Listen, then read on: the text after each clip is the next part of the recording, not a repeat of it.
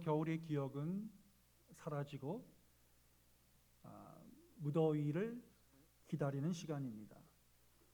기상청 예보를 보니까 올 여름도 굉장히 더운 날씨가 이어진다라고 예측하는 것을 보았습니다. 기상이변 때문에 전 세계 어떤 부분에서는 홍수가 날 거고 어떤 쪽에서는 극심한 가뭄이 있을 거다. 굉장히 극단적인 날씨들이 이어질 것 같습니다. 지금도 이제 엘니뇨가 사라지고 라니냐가 오는 그 중간에 있기 때문에 지금 6월 달인데도 아침 저녁 좀 선선한 바람이 부는데 이제 라니냐가 올라오면 기온이 확 바뀔 거다라고 얘기하더라고요. 다가올 무더위에 우리 지치지 않도록 잘 대비를 하셔야 될 것 같습니다. 우리 지난주 목요일에 우리 교회당 지붕 빗물바지 좀 고장난 거 수리 좀 하고 또 배수관 공사를 했습니다.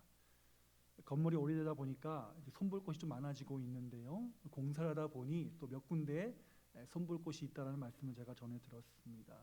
그래도 우리 좀 빗물바지나 여러 가지 공사를 했기 때문에 이번 장마를 좀 잘 보낼 수 있을 것 같습니다. 수고해 주신 분들께 다시 한번 감사의 말씀을 드립니다. 자, 오늘 사도행전입니다. 자, 사도행전은 초대교회 시절에 사도행전 초반부는 예수님과 제자들의 행적, 그리고 후반부는 바울의 사역의 행적들을 기록해 준 말씀입니다. 행적의 기록이라는 측면에서 봤을 때 신약에서 유일하게 역사의 기록, 즉 역사서입니다. 역사적인 기록이기 때문에 복음서와 사도행전을 비교해 볼 수 있고 또 바울 서신과 사도행전을 비교해 보면서 성경의 내용을 더 자세하게 이해할 수 있도록 만들어주는 것이 사도행전입니다. 우리가 읽은 18장 후반부에 있는데 바울의 전도 여행을 기록하고 있습니다. 특히 18장은 바울의 2차 전도 여행을 기록하고 있습니다. 자, 바울의 전도 여행은 하나님의 강권적인 역사로 시작된 것이었습니다. 그리고 바울은 부르심에 합당하게 이방인을 위한 사도로서의 역할들을 충실하게 감당합니다.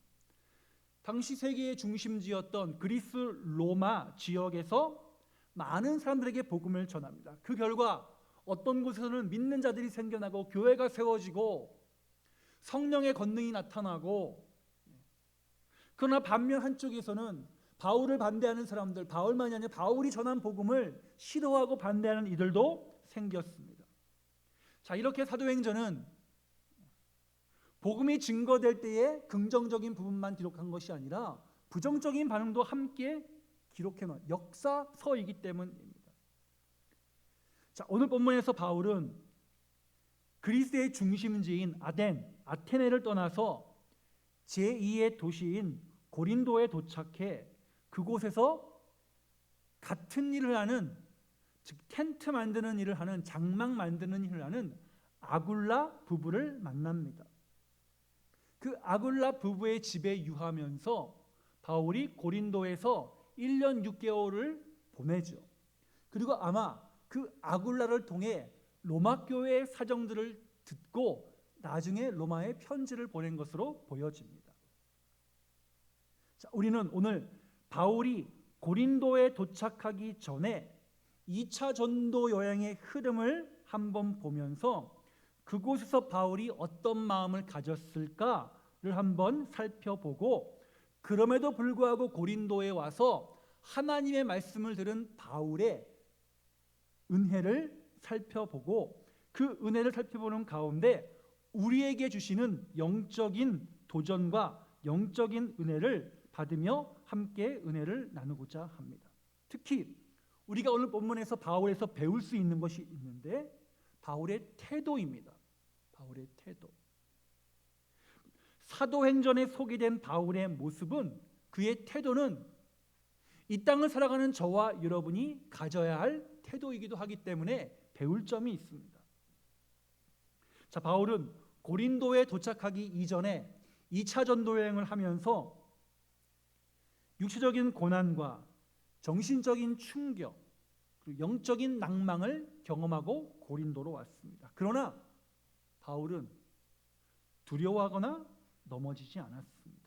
특히 오늘 9절 말씀에서 하나님께서는 바울에게 두려워하지 말라라고 말씀하십니다. 그래서 저는 오늘 본문의 제목을 우리 두려워하지 말라라고 한번 정해보면서 우리가 무엇을 두려워하지 말아야 될지 본문을 통해 함께 은혜를 나누고자 합니다. 그러면 먼저 하나님의 사람들이 두려워하지 말아야 될 내용은 무엇일까? 오늘 본문에서 증거하는 가운데 첫 번째로 우리 실패를 두려워하지 않는 자리에 있기를 주님의 이름으로 축원합니다. 실패가 우리를 낭망하게는 하여도 넘어지게 하지는 못한다는 거죠. 자, 오늘 18장의 내용을 보기 이전에 16장, 17장의 내용을 한번 더 보면, 즉 바울의 2차 전도 여행을 한번 보면, 자, 바울이 1차 전도 여행 물론 갔다 와서 사람과 헤어지기도 하고 바나바와 문제 때문에 여러 가지 갈등들도 있었지만 1차 전도 여행이 대부분 성공적으로 전도 여행을 마치고 돌아와서 2차 전도 여행을 갑니다. 자, 2차 전도 여행을 가려고 할 때 바울의 마음 가운데에는 소아시아 지역, 지금의 터키 지역으로 가고 싶었습니다. 그런데 성령께서 소아시아 쪽으로 가려는 바울을 막으십니다. 그래서 바울이 드로아에서 배를 타고 건너가서 어디로 가냐? 지금의 마케도니아의 빌립보 지역으로 들어갑니다. 그래서 마케도니아와 그리스 지역의 복음을 증거하게 됩니다. 근데 빌립보에 가니 안식일이 되어 회당을 찾아보니까 회당이 없었습니다. 회당이 없다는 것은 유대인 남자 최하 5명에서 10명이 지역에 없었다는 의미입니다. 유대인들은 5명에서 남성 5명에서 10명이 있으면 회당을 지어서 안식일에 모였는데 없었어요. 그래서 빨래터에 가서 보니 유대인 여성들이 빨래라고 하는 것을 보았고 거기서 하나님 이야기가 나와서 그 여인들에게 복음을 증거하여 거기서부터 빌립보 교회가 시작되었습니다. 근데 빌립보에서 복음을 증거하는 가운데 귀신 들린 여종을 고치는 사건이 바울이 그런 은사를 베풉니다. 근데 문제가 생겼어요. 어떤 문제가 생겼습니까? 그 귀신 들린 여종의 주인이 귀신 들린 여종을 이용해서 돈벌이를 하고 있었거든요. 근데 귀신을 내어 쫓아서 돈벌이를 못하게 하니까 고소를 당해가지고 바울과 실라가 감옥에 갇힙니다. 바울과 실라가 감옥에 갇혔을 때 바울이 찬양하고 기도함으로 바울이 옥문이 열려서 탈출한 것을 우리가 알고 있죠. 하나님의 능력을 나타내다가 감옥에 갇혔던 바울. 그래서 빌립보를 떠납니다. 빌립보를 떠나서 감옥을 나갔으니까 있을 수 없어 데살로니가로 갑니다. 빌립보는 내륙 지역이고 데살로니가는 마케도니아 밑에 지금의 그리스 지역의 항구 도시. 데살로니가로 가서 복음을 증거하는데 데살로니가 사람들이 성격이 굉장히 드셌습니다. 또 거기 있던 유대인들이 바울이 전하는 복음이 사입이라고 가짜라고 여기면서 그 안에서 갈등이 계속 고조되다가 2주 만에 폭동이 일어나 바울을 죽이려고 사람들이 쫓아옵니다. 그래서 바울이 급히 도망갑니다. 어디로 갑니까? 베레아로 내려갑니다. 제가 예전에도 설교한 것 같은데 저희 지도에서 한번 데살로니가에서 베레아 직선 거리를 찾아보니까 60km. 여기서 우리 교회에서 오산까지가 60km, 인천공항까지가 60km 직선 거리로. 그런데 베레아 사람들은 신사적이어서 말씀을 잘 들었는데 거기에 누가 옵니까?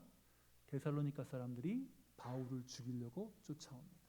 그래서 바울이 급히 피해서 나와서 간 곳이 아테네로 갔습니다. 아테네로 가니까 바울이 자신만만해졌어요. 다시 한번. 왜냐? 바울이 예수님 만나기 전에 배웠던 것이 그리스 로마 철학과 유대교였습니다. 내가 이곳에서 그리스 로마의 핵심지인 아테네에서 복음을 증거하겠다라고 해서 누구나 자신의 주장을 할 수 있는 아크로폴리스 광장으로 갑니다. 아레오바고에 가서 아크로폴리스로 가서 예수님은 그리스도시다. 성경에 나온 것과 그리고 그리스 철학을 연결시켜서 바울이 복음을 전합니다. 복음을 전하는 사람들이 관심을 갖긴 하지만 그 복음을 받아들인 사람이 얼마 없었습니다. 우리가 그 18장 1절 바로 위에 17장 34절 몇 사람이 그를 가까이 하여 믿으니 그 중에 아크로폴리스를 관리하는 관리 디오누시노와 다말이라 하는 여자와 또 다른 사람들도 있었더라. 서너 명밖에 예수 그리스도를 믿은 사람이 생기지 않았습니다. 그리고 우리가 읽은 18장 아테네를 떠나 고린도 다시 항구 도시로 바울이 들어왔습니다. 그럼 바울이 누굽니까? 다메섹으로 가는 길에서 신비한 체험을 한 사람입니다. 나는 네가 핍박하는 예수다라는 음성을 들었고 3일 동안 눈이 멀었었고 그 은혜를 경험한 이후에 아라비아로 내려가서 3년 동안 하나님의 말씀을 붙들고 씨름하여 내가 만난 예수가 그리스도임을 확신하고 이방인을 위한 사도로 부름받아 복음을 증거하기 시작했던 바울이었습니다. 빌립보에서는 기도했을 때에 놀라운 일이, 귀신을 쫓아가는 일이 있었습니다. 근데 인간적인 관점에서 봅시다. 빌립보에서 도망 나왔죠. 데살로니가에서 도망갔습니다. 베레아에서도 도망갔습니다.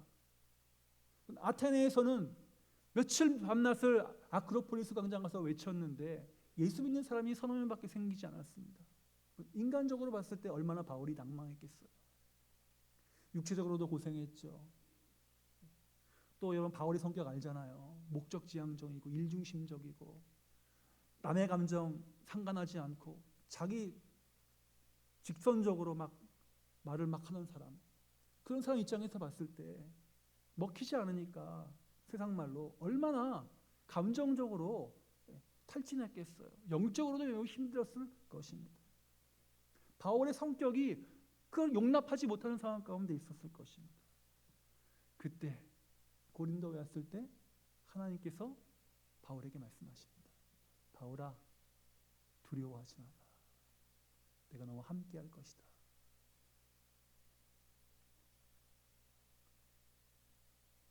(18장을) 보면 바울이 고린도에 와서 번아웃, 탈진해서 아무것도 하지 못했다. 그런 내용이 나오지 않습니다. 이탈리아 로마에서 온 아굴라 부부를 만나서 하던 일을 계속합니다. 그는 실패했다고 낭망하지 않았습니다. 넘어지지 않았습니다. 쓰러지지 않았습니다. 왜 그랬을까요? 바울에게 주신 하나님의 특별한 사명이 있었기 때문입니다. 그 사명은 무엇입니까? 바울아, 너는 전하는 자이고 받아들이는 것을 성공으로, 받아들이지 않는 것을 실패로 보지 말라는 믿음이 그 안에 있었기 때문이었습니다. 인간적으로 보면 실패한 사역이라고 정의 내릴 수 있었겠지만 하나님은 바울의 그 사역을 실패와 성공으로 보지 않으셨습니다. 그렇기 때문에 바울은 자기에게 주어진 사명 묵묵히 감당하며 살아갔을 뿐입니다. 자신의 삶의 현장에서 최선을 다했을 뿐입니다. 하나님께서 원하시는 것은 결과가 아니라 있는 자리에서 최선을 다하는 것입니다. 그러면 그 결과가 좋게 나올 수도 있고 안 좋게 나올 수도 있죠. 안 좋게 나왔다고 낭망하지 말자는 거예요. 바울에게 있어서 실패는 뭐냐? 하나님께서 주신 사명을 내려놓는 것을 실패로 봤습니다.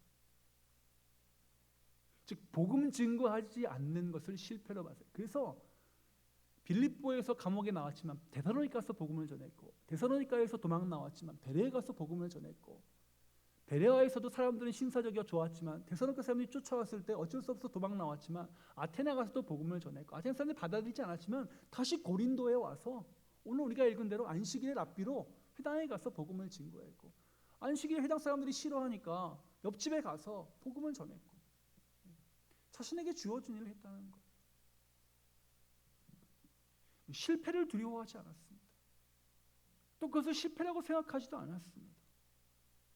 바울은 고린도에 와서 복음 증거하는 복음 증거대로, 또 전에 해왔던 대로 생업은 생업대로 그대로 이어가는 모습을 우리에게 보여줍니다. 성경이 오늘 우리에게 말씀하십니다. 우리가 진짜 두려워할 것은 뭐냐? 실패했다는 생각으로 넘어지는 것입니다.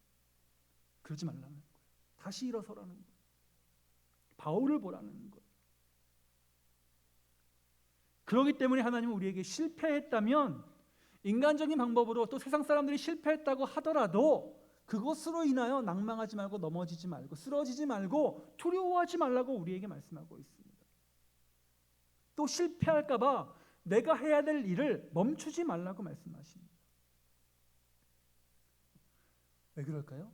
하나님은 우리를 보실 때 성공했냐 실패했냐로 판단하지 않으세요. 하나님은 우리 있는 그대로를 받으시는 분이에요. 왜요? 그분이 우리를 만드셨기 때문에. 만드셨을 뿐만 아니라 그분이 우리를 택하셨고 부르셨기 때문에.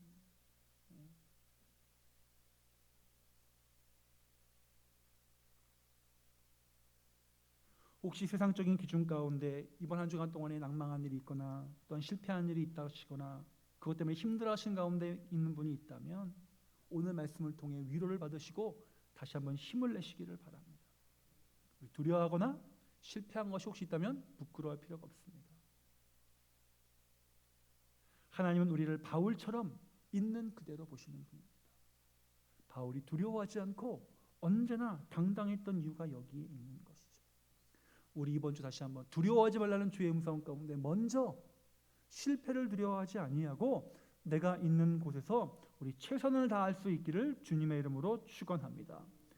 두 번째는 쓰임 받는 것을 두려워하지 않는 자리에 있어야 할 줄로 믿습니다. 우리 이 자리에 있는 저와 여러분들 하나님께서 원하시는 자리에 있기를 소망하면서 우리 하나님께서 하나님의 일을 위해 부르실 때에 우리 바울의 마음으로 있기를 바랍니다. 자, 바울은 이방인을 위한 사도로 부름받았다는 것을 굉장히 자랑스러워했고 늘 바울 서신의 첫 번째 그리스도의 종으로 이방인을 위하여 부름받은 사도 바울이라고 늘 자신의 정체성을 밝힙니다. 바울이 자랑스러워했어요. 이방인을 위한 사도라는 것, 그리스도의 종이라는 것. 그러면 우리들도 하나님 믿는 것 자랑스러워하고 하나님 나라의 백성됨을 자랑스러워하고 성도로 부르셔서 예배하는 자가 되게 하심을 자랑스러워하자는 거예요. 제가 늘 강조하지만 믿는 사람으로서 거룩한 자존감이 살아있자라는 거예요. 내 믿음에 대한 분명한 태도 그리고 믿음 안에서 일하고 봉사하고 헌신하는 것에 대한 긍지를 갖자는 것입니다. 예수 믿는 것이 힘들어지고 어려워질수록 쓰임받는 성도 또 자랑스러워하는 성도 믿음의 거룩함이 자존감이 살아있는 성도에게 하나님께서는 믿음의 빛을 드러나게 해 주실 줄로 저는 믿습니다. 이번에 제가 교육제선에 갔는데 둘째 날 이제 저녁 집회 때 설교하시는 목사님께서 그 교회 교인이 그 외국인인데 무슬림권에서 왔는데 뭐 유명한 방송이래요. 뭐 이웃집 찰스인가 거기에 촬영을 나와서 촬영을 하는데 사모님이 이제 화가셔가지고 교회 안에 갤러리가 있나 봐요. 그래서 사모님한테 미술을 배웠는지 그 사람이 이제 화가로 그림도 배우고 화가로 활동해서 방송국에서 아주 촬영을 하다가 이제 교회에서 촬영을 하니까 목사님이 오셔서 이렇게 보고 이렇게 막 하는데 목사님이 교회니까 우리 이제 그분도 신앙생활 하시는 분이고 교회에서 활동도 잘 하시는 분이고 믿음도 좋은 분이고 그래서 기도도 해주시고 뭐 그런 장면 촬영하려고 하니까 PD가 촬영 안 하고 다 나가더래요. 그래서 왜 나가냐 그랬더니 방송국 방침이 절에서 예불 드리는 거랑 성당에서 미사 드리는 거는 촬영이 가능하고 방송이 가능한데 개신교 예배는 방송 불가라고 해서 촬영을 안 한대요. 그래서 목사님이 그 소식 그 말을 듣고 좀 속으로 서운했다는 거예요. 그래서 우리 교회가 믿음의 사람들이 잘못해서 그런가? 뭐 해서 그런가? 여러 가지 생각이 드시더래요.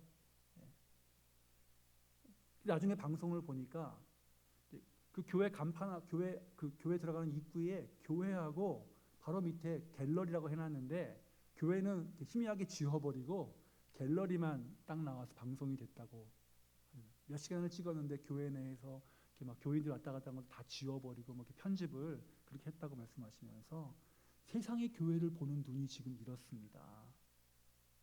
우리가 더 잘해야 되겠습니다. 그런 게 취지의 설교를 하셨어요. 그러기 위해 소리가 뭐해야 되냐? 믿음의 거룩한 자존감이 살아있어야 됩니다.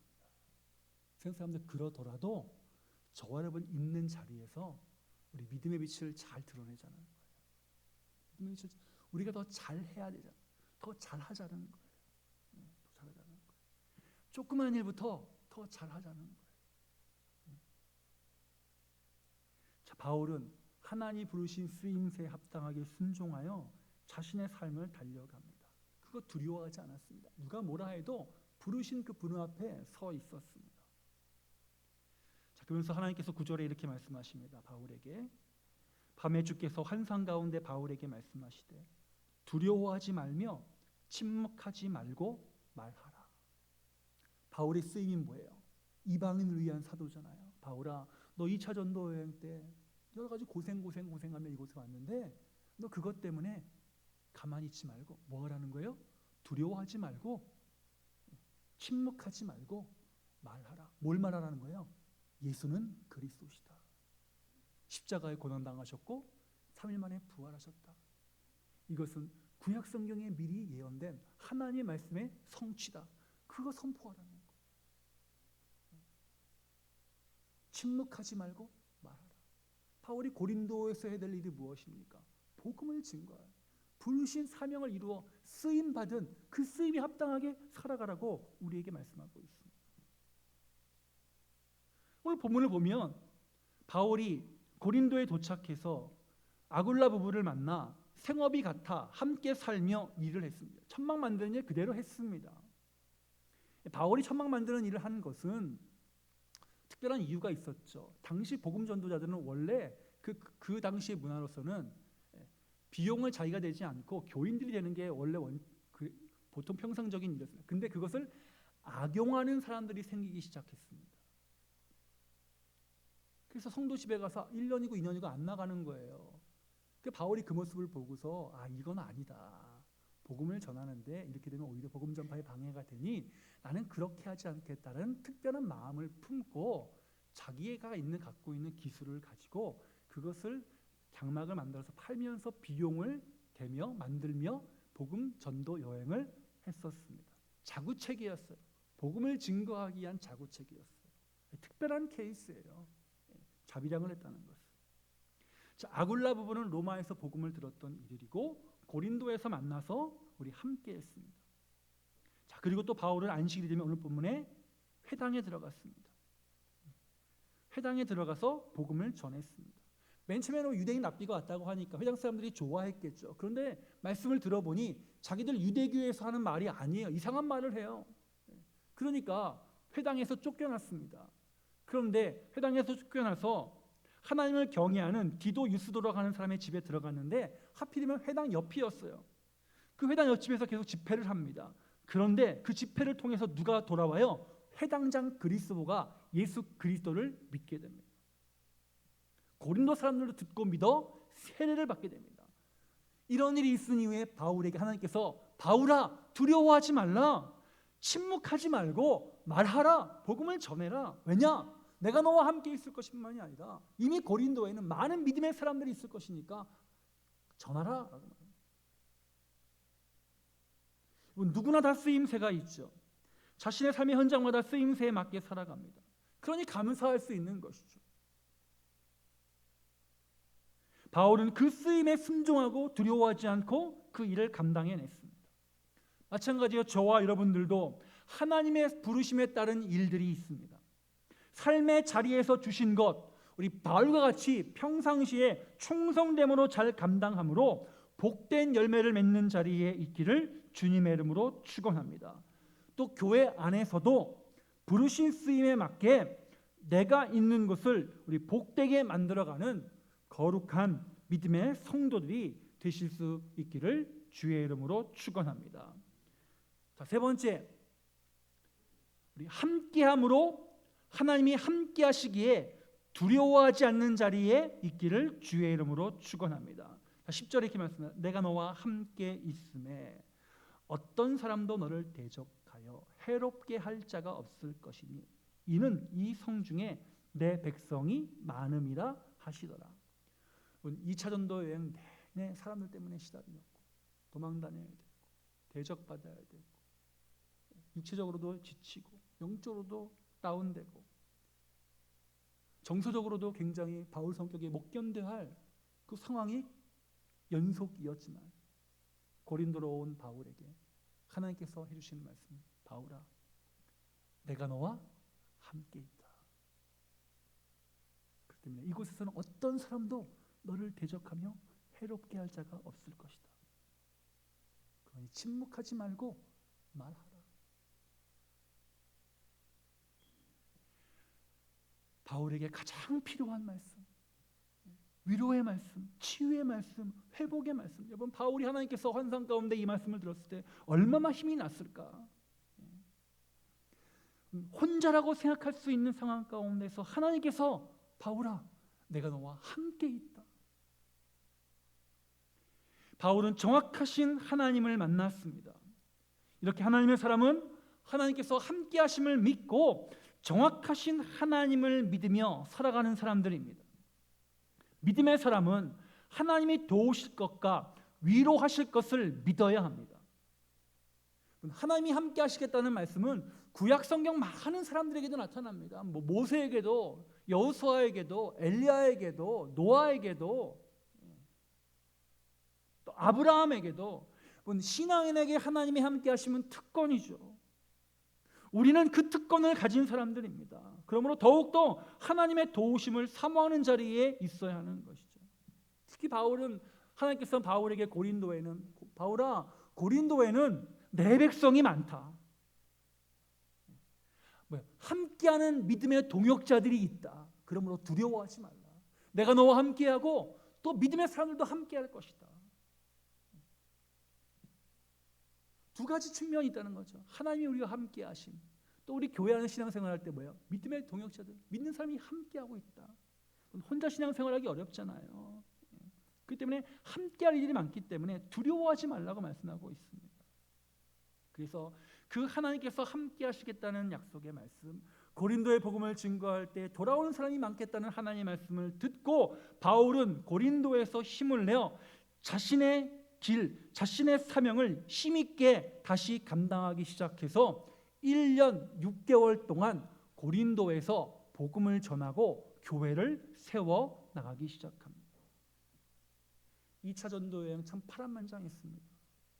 힘들게 하는 기간이었고 지치게 하는 기간이었지만 하나님 마지막 장소였던 고린도에서 위로해 주시고 회복하게 하시고 다시 일어서게 하시고 함께 하시고 함께하는 사람들을 통해 교회를 세워가게 하셨습니다. 하나님은 이렇게 우리를 마냥 어려움 가운데 두시는 분이 아니라는 거예요. 사람을 붙여주시고 우리에게 직접 말씀하시며 우리가 가야 할 길을 다시 가도록 해주시는 분. 그러게 우리들도 함께하는 하나님을 기대하며 다시 힘을 내실 수 있기를 주의 이름으로 축원합니다. 바울에게 하시는 말씀이 나에게 하시는 말씀입니다.